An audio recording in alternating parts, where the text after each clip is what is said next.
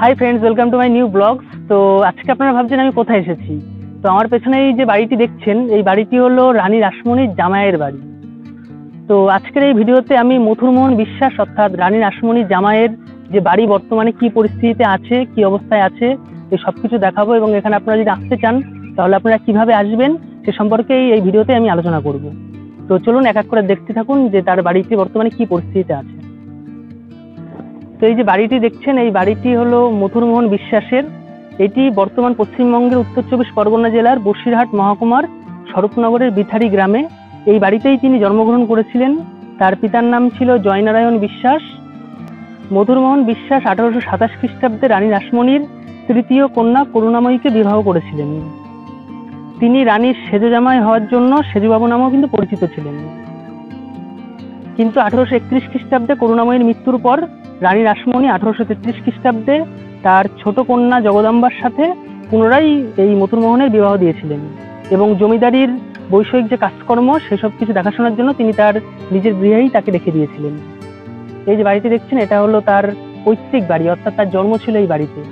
দেখুন এই বাড়ির যে সাইডের দিকটা কেমন স্যাঁতস্যাঁতে হয়ে রয়েছে এবং পেছনের দিকটা ভগ্নপ্রায় অবস্থায় রয়েছে। আপনারা যারা এখানে আসতে চান তারা শিয়ালদা বনগাঁ ট্রেন ধরে মৎস্যনন্দপুর স্টেশনে নামবেন এবং সেখান থেকে DN35 বাস ধরে বিথারি বকুলতলা বাস স্টপেজে নামতে হবে এবং সেখান থেকে টোটো ধরে আপনারা আসতে পারেন বিথারি কালীবাড়িতে, অথবা আপনারা সেখানে টোটো যে আছেন চালক তাকে বলতে পারেন আপনারা মথুরামোহন বিশ্বাসের বাড়িতে যাবেন অথবা রানী রাসমণির জামাইয়ের বাড়িতে যাবেন। তাহলে কিন্তু তারা আপনাদেরকে ঠিক সঠিক জায়গাতে নিয়ে যাবে এবং যেখান থেকে টোটো নামিয়ে দেবে সেখান থেকে কিন্তু একটা বাওর রয়েছে, সেই বাওর পেরিয়ে গিয়ে আপনারা চলে আসতে পারবেন এই বাড়িতে। এবার মথুরমোহন বিশ্বাসের কর্মজীবন সম্পর্কে কিছু কথা আপনাদেরকে জানাই। 1855 খ্রিস্টাব্দের 31শে মে দক্ষিণেশ্বরের রানী রাসমণির ভবতারিণী মন্দির প্রতিষ্ঠা করার পর মথুরমোহনই ইংরেজি শিক্ষায় শিক্ষিত হয়েও নিজের দূরদৃষ্টি, বাস্তববোধ এবং গভীর অন্তর্দৃষ্টিতে শ্রীরামকৃষ্ণকে প্রত্যক্ষ করেছিলেন। তিনি শ্রী ঠাকুরকে দক্ষিণেশ্বরের ভবতারিণীর পূজক পদে নির্বাচন করেন এবং শ্রী ঠাকুরের সমস্ত রকমের আধ্যাত্মিক কর্মকাণ্ডে সহায়তা প্রদান করেছিলেন। সেই সাথে দীর্ঘ 18 বছর তিনি ঠাকুরের অসাধারণ সেবা করেছিলেন। দেখুন এইটা হলো তার বাড়ির সাইডের দিকটা এবং তার নিচের দিকটাতে দেখুন বিভিন্ন রকম সুন্দর জবা ফুল এবং বিভিন্ন রকম ফুল হয়ে রয়েছে। এবং বাড়ির একদম পেছনের দিকটাতে দেখুন ওপরে ছাদ নেই এবং নিচের দিকটা ছাদ তো নেই এবং তার সাইডের দিকটা একদম ভগ্নপ্রায় অবস্থায় রয়েছে। এবং এখানে যে সিঁড়িটা আপনারা দেখছেন সেই সিঁড়িতে কিন্তু এখনো চলাচল হয় এবং এই বাড়ির পেছনের দিকটাতে কিন্তু এখনো লোকজন বসবাস করে। দেখুন আপনারা সাইড থেকে দেখলেই বুঝতে পারবেন এই ঘরটা খোলা রয়েছে। দেওয়ালগুলো দেখুন একদম ভেঙে পড়ার পর্যায়ে চলে গেছে এবং পেছনটা পুরো একদম জঙ্গল হয়ে রয়েছে।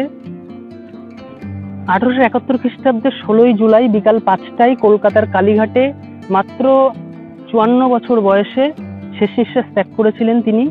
এবং মথুরের মৃত্যুকালীন সময় শ্রীকৃষ্ণ বেশ কয়েক ঘন্টা সমাধিস্থলেও ছিলেন।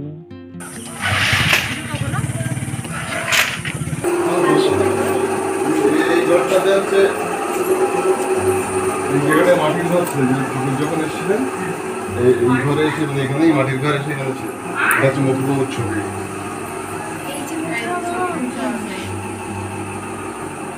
এইখানেই থাকতেন তিনি।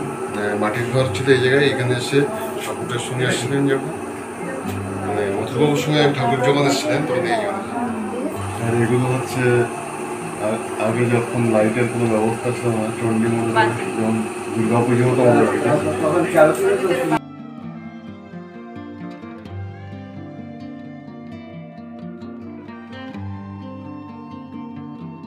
দেখুন এই যে বেদিটি দেখছেন এটা হলো মথুরামোহন বিশ্বাসের জন্মস্থান।